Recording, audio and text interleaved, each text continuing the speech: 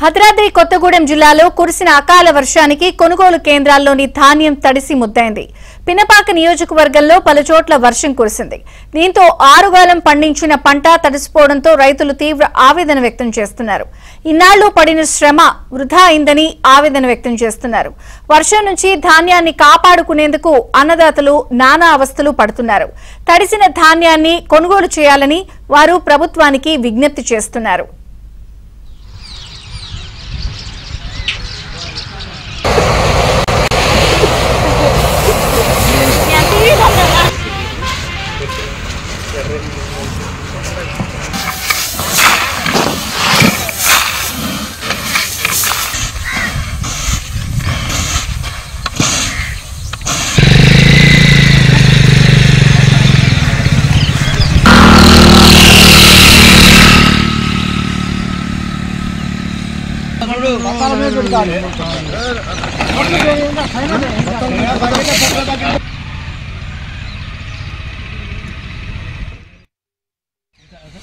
నెల్లిపాక శివారు రెవెన్యూ గ్రామం అయినటువంటి మల్లెలమడి గ్రామంలో నేను వ్యవసాయం చేస్తున్నాను. నేను 12 ఎకరాల్లో వరి ధాన్యం వేసిన. దాంట్లో 270 బస్తాలు కాటాలైనవి. ఇంకా 8 ఎకరాల ధాన్యం ఉన్నది.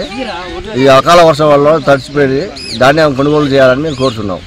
అది మల్లెలమడుగు 10 ఎకరాలు చేసిందండి. ఇంకా బత్తాలు ఇట్లా తడిచినాయండి. ప్రభుత్వం